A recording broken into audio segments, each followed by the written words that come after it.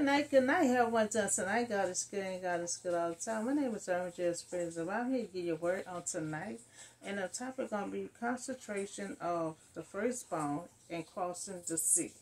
And this Israelite, they is free. Now, they on their journey. Come from Exodus chapter 13, verse 1 through 16. So now the Israelites are free. Free from bondage. Free from slavery. Free from captivity. So God brought them out with his mighty hand. So now the Lord say, Moses, concentrate to me every firstborn male. The first offspring of every womb among the Israelites belongs to me.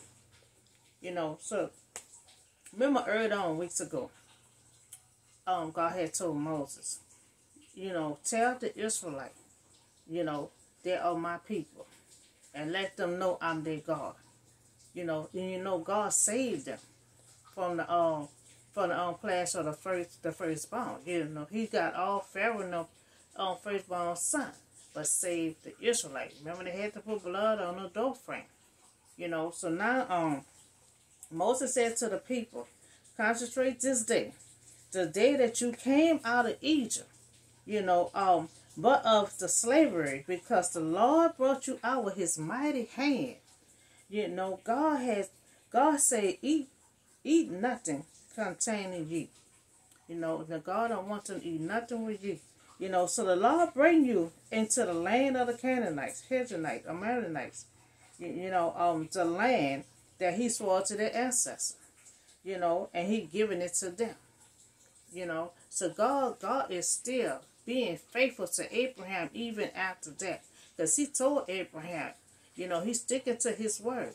He said, even after your life, I'm still going to bless your offspring. The land's still going to be for your offspring. So this generation after generation, God is sticking to his promise. So the land, they're going to the land with flowing with milk and honey. A big old spacious land, God had told them, a big old spacious land with milk and honey. You're going to observe the ceremony this month. See, when they do the ceremony for this month, they're going to have to do that every year, once a year. God wants them to do that once a year, once they enter the promised land. So now the Israelites, on the 7th day, hold a festival, to the Lord, and they have to eat unleavened bread, during these days. Nothing with ye, that you should not have no ye, be seen anywhere within your the border. So now the festival the Israelites will do every year. They will do this for every year. Celebrate this festival, that God had brought them out from slavery, with his mighty hand. So they have to tell, their children, because this had to go on from generation to generation, because what the Lord had did for them, out of Egypt, and that's what we have to do. When we go through, they've been through struggles, hard time. They was in slavery for 430 years. So when we in our hard time, in our struggle, and all kinds of stuff that we may go through, and God save us. God bring us out of our storm. So God wants us to tell our children, so our children can tell their children, all the wonders that God had done for us. That all the struggles, all the struggles we went through, but then we came out. Excuse me. But we came out. We came out with God's mighty hand. Because see, we don't come out of our storm on our own. We come out of a storm with God bringing us out. God brought the Israelites out with his mighty hand. God can get Irma out of her storm with his mighty hand. We don't come out of our storm on our own. So this observance would be for you like a sign on your hand and a reminder of your forehead. Remember, they had to put the blood and stuff on their forehead. They had to put it on their door frame. That was a sign for God to pass their realm up, and save their firstborn. So now when they get to their promised land, they got to return that firstborn back to God. So that is this is the law, that the law is to be on your lip at all times. God did some wondrous things for them. So God said, when you in Canada in your promised land. You know, God's name should be on your lips at all times. You know, so God has to keep telling them, you know, the Israelites, that the Lord had brought you out with his mighty hand. You know, keep all the wonders and goodness that God had done upon your life. And that's what we all have to do. You know, we all have to tell our children and tell someone the good wonders that God had done for us. You know, I went through, going through so much, you know, and somebody asked me how you got through. Nobody but God, the grace of God. You know, and that's what God was telling the Israelite. You know, when someone asks you how you got out of slavery, how you got from Pharaoh, you know, God wants to tell them, the Lord had got us out with his mighty hand. You know, so you must keep this till the appointed time, year after year. So the feast of the unleavened bread had marked the Israelite as a unique people. You know, it marked them as a unique people, you know, because God on their side. You know, so as though they were branded on their hands and forehead, that we would tell our offspring the goodness of God. You know, so what he had done in our struggle, our hard time, you know, he saved us from all that, from Pharaoh, all that hard labor that was done. You know, all that struggle, you know, for 430 years, you know, and finally, the mighty God had brought them out, you know, and God wants them to let their children know, so their children let their children know, you know, and this going to go on for year after year, you know. So after the Lord had bring you into the land of Canaanites, you know, and give it to you as a promise, or oath to you and your ancestors.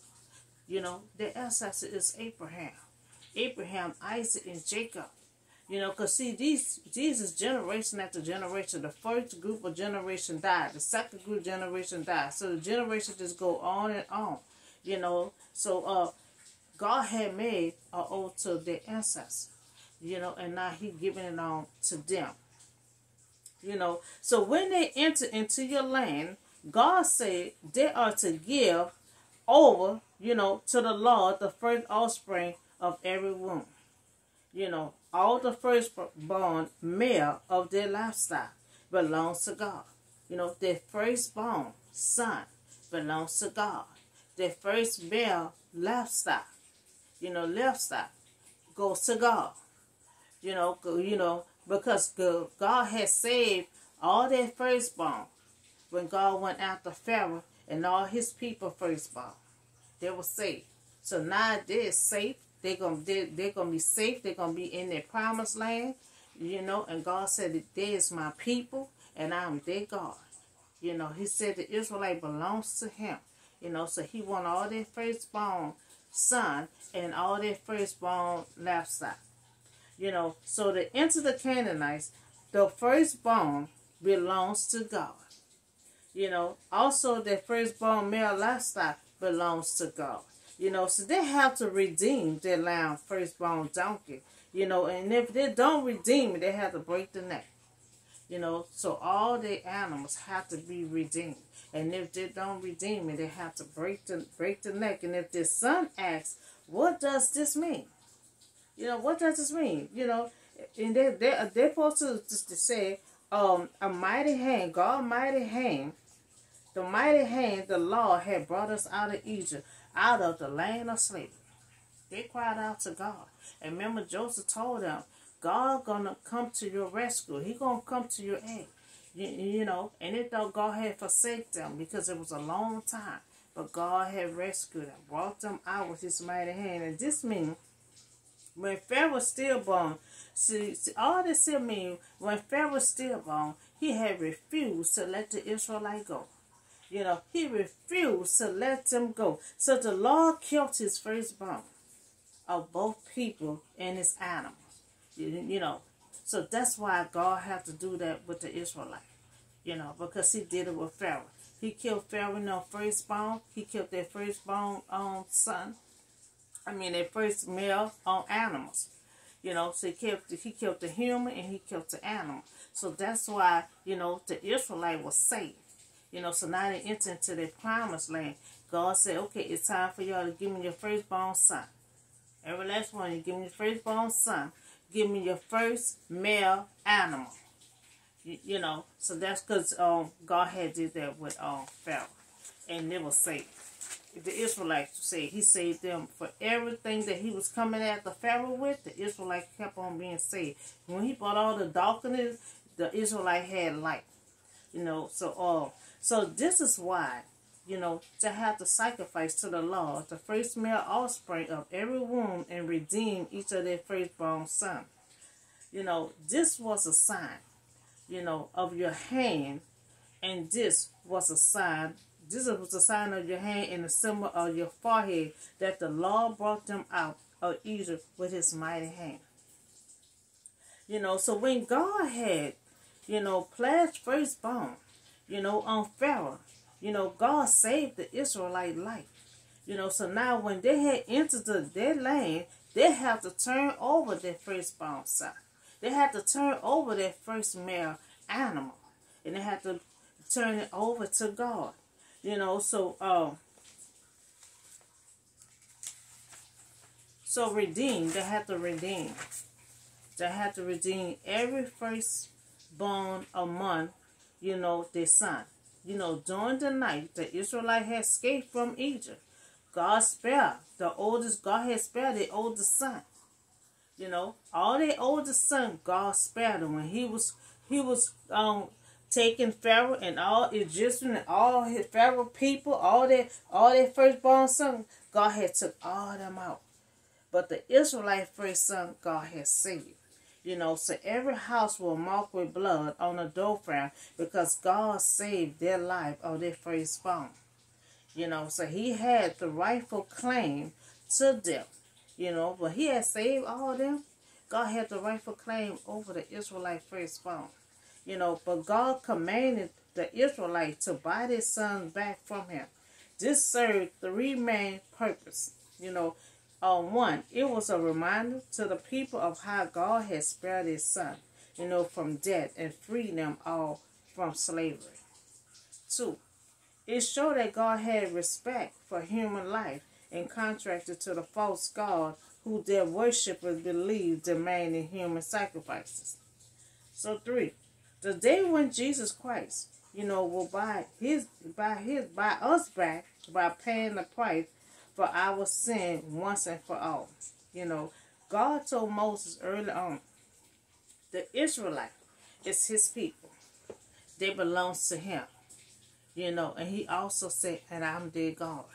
You know, they also stated that the Israelite is unique. You know, because they're going to have God by their side all through their life.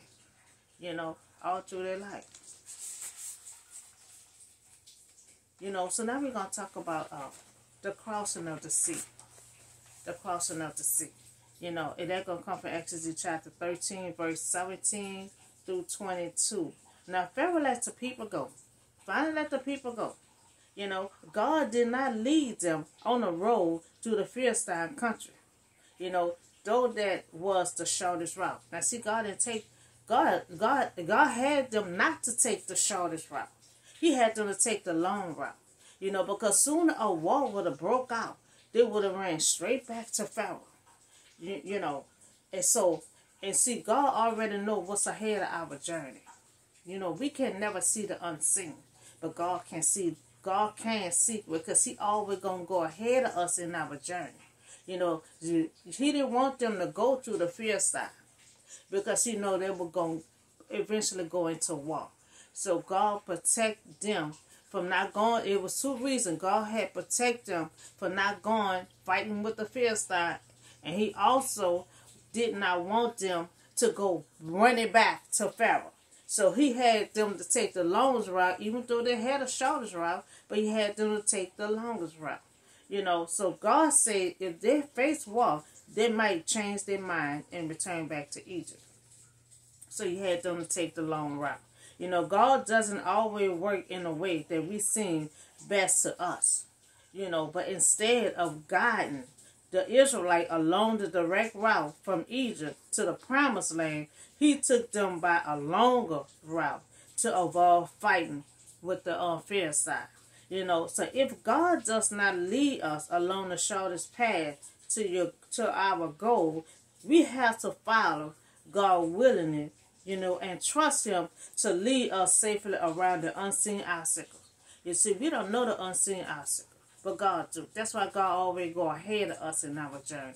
That's why a lot of the time, if I'm going this way, God shut it down. We going this way. Because a lot of time God shut doors. He shut doors. He doing it to protect us like he did the Israelites. He had Israelites not to go that way because the Philistine was down that way.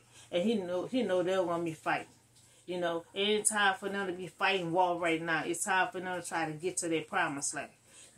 So a lot of time when God switch up, he protecting us from not going that way because he know the unseen obstacles that we cannot see. So God can see the end of our journey, from the beginning. And he knows the safe and best route. And God too. He knows the safe and best route. And we might get mad, because sometimes at the moment, when things close, we don't be knowing at the moment. But why? Sometimes God, at the spur moment, we got to go this way. They had a short route, but God told them we going to go this way.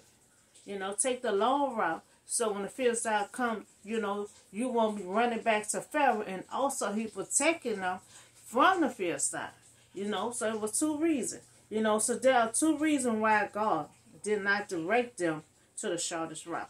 One, when trouble come with the Philistine, God did not want them to change their mind and run back to Pharaoh. Two, sometimes God have us to take another route for our protection. He was protecting them. So God led the people around by the desert road towards the Red Sea. This is all history here, especially when they entered the Red Sea. The Israelites went up out of Egypt ready for battle. They ready for battle, but God didn't want them to deal with the Philistines at that time. So remember, before Joseph died, he told them when God freed y'all from Egypt to take his body along with them. Now Moses took the bones of Joseph with him because Joseph had made the Israelites swear an oath. And Joseph had said, God will surely come to your aid, and then you must carry his bones up with you from this place. So now, they got to take Joseph's body and they have to follow, they had to carry along with them because they made an oath to Joseph. Joseph did not want to keep his body in Egypt. All his family, everybody is buried in Canaan. So that's why he said, when God come and rescue y'all out of this place, you make sure you take my body with y'all and bring it to Canaan and lay me to rest along with my family. So they camped at Edom on the edge of the desert. So while they was on the journey, God went ahead of them in a pillar of cloud. He went ahead of them in a pillar of cloud to guide them, to guide them in the right direction where they should go at, so guide them in a way they should go on the right path. And he also in a pillar of fire, to give them light, because you got day, you got light, and they couldn't hardly see, especially you in the desert. With number of trees and woods and everything, you ain't gonna be able to see at nighttime. So God had his light shining, directing them through at nighttime, so they could travel day or night.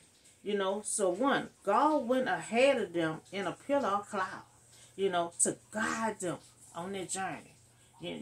So two, God also guided them by night in a pillar of fire, to give them light. So God is with them. God is with them on their journey. God gonna be with them the whole time because see, this is God's plan. Nobody can interrupt God's plan. Pharaoh tried to do that. Nobody cannot stop God's plan. His plan gonna always go on to completion. So the pillar of fire and cloud, was an example of God, appearing in a physical form, and this form, God light the way for the Israelite. So see, when you're on your journey, see, God is with them. God gonna be with them all the way to the end until they enter their promised land. He gonna shine his light on through their journey. Make sure they can see and make sure they're safe and protected. Gonna make sure that they're being guided on the right path. So protected them from the enemy. Provide reassurance, control their moment. And inspired the burning, that Israel should have for their God. So in our journey, God will go ahead of us. Now, he knows what's ahead of us. We can't. That's why God will go ahead of us to see what obstacles in our way.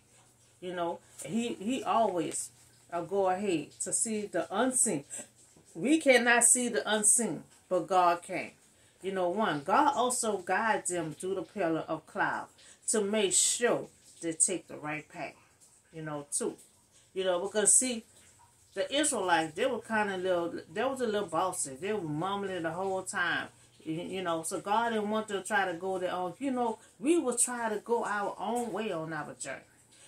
So God was with them. He was ahead of them to make sure they follow him on the right path. Because sometimes we'll think the path we on is the right path for us. We'll try to take our own path, and it'll be the wrong way. So that's why God was ahead of them to make sure they follow him to stay on the right path. God also gave them light, to make remember, they in the desert. So when nighttime get here, you ain't gonna be able to see nothing in the desert, but God shine his light. God is light. So he shined his light where they can see where they was going at.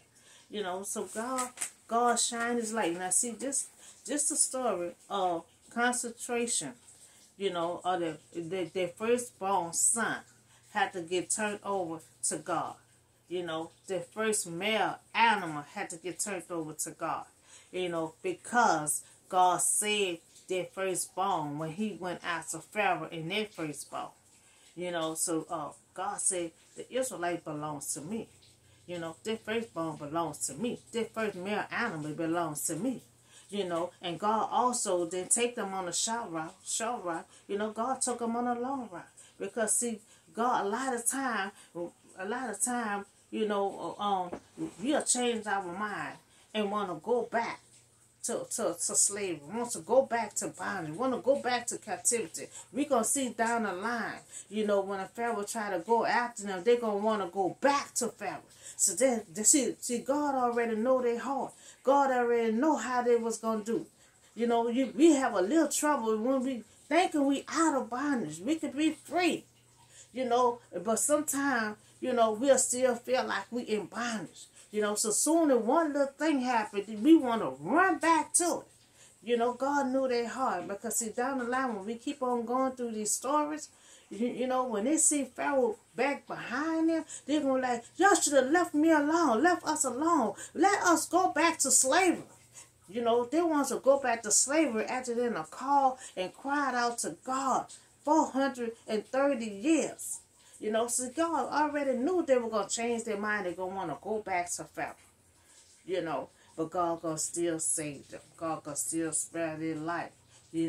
Because see, this God plan is not complete yet. Just because they're out of slavery, God plan still got to go on. His plan is not going to be in completion until they get to their promised land. So he going to be with them all the way to the end. So that's all the word I have for you on today. And remember, a lot of times when God changed his mind to take another route, it's for your protection, for our protection. And that's what he did for the Israelites. He had them not to take the short route. He had them to go around. Because see, a lot of times God have you go around your enemy. A lot of times God will hide you from your enemy.